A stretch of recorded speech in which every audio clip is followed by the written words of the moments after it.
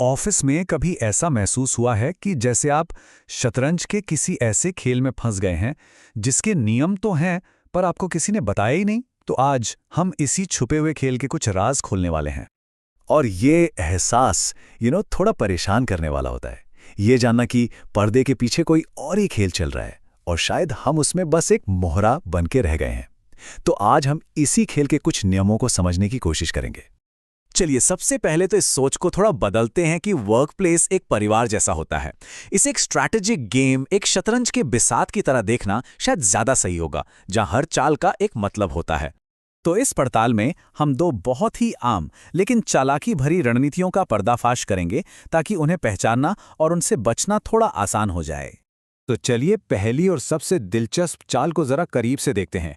इसका नाम है ट्रायंगुलेशन, और ये सुनने में जितना कॉम्प्लिकेटेड लगता है असल में उतना ही कॉमन है। मतलब आसान भाषा में समझें तो ये तब होता है जब कोई मैनेजर दो लोगों के बीच सीधे बात करने के बजाय एक तीसरे का इस्तेमाल करके दोनों के बीच गलतफहमी या तनाव पैदा कर देता है।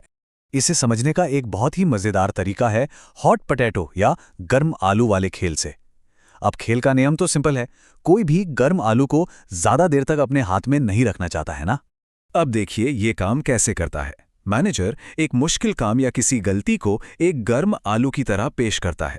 फिर इस आलू को दो कर्मचारियों के बीच ऐसे उछाला जाता है कि वे दोनों इसे एक दूसरे पर डालने की कोशिश में लग जाते हैं, और नतीजा, उनका पूरा ध्यान मैनेजर से हटकर एक दूसरे पर चला जाता है।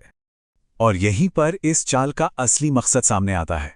सोर्स के मुताबिक ये सिर्फ ध्यान भटकाना नहीं है, असल में ये कर्मचारियों को आपस में बांट कर रखने की एक सोची समझी रणनीति है ताकि वे कभी एक टीम बनकर अपने हक के लिए खड़े ही ना हो पाएं।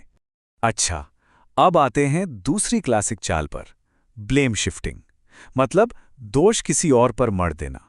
ये वो सिचुएशन है जब गलती किसी की होती है लेकिन उसका ठीकरा किसी और के सिर पर फोड़ दिया जाता है। इसका सीधा साधा मतलब है अपनी जिम्मेदारी से बचना। जब कोई अपनी गलती मानने के बजाय उसे किसी और पर डाल देता है तो वो ब्लेम शिफ्टिंग का इस्तेमाल कर रहा होता है। हाँ, ये ट्रायंगुलेशन से थोड़ा अलग है।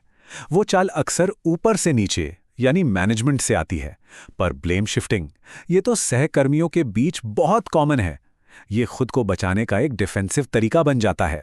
अरे ये जुमले तो पक्का सुने होंगे, मुझे तो इस बारे में कभी बताया ही नहीं गया, या फिर ये मेरी जिम्मेदारी थोड़ी थी।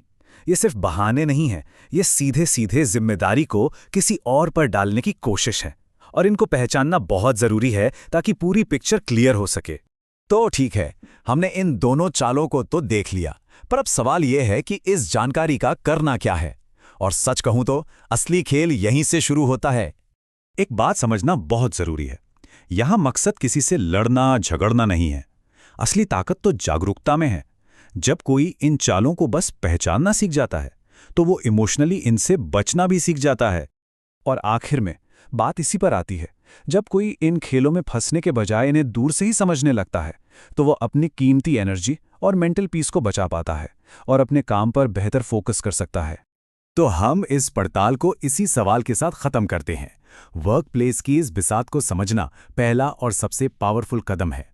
लेकिन एक बार जब कोई खेल को पहचान ले तो उसकी अगली चाल क्या होनी चाहिए, इस पर जरूर सोचिएगा।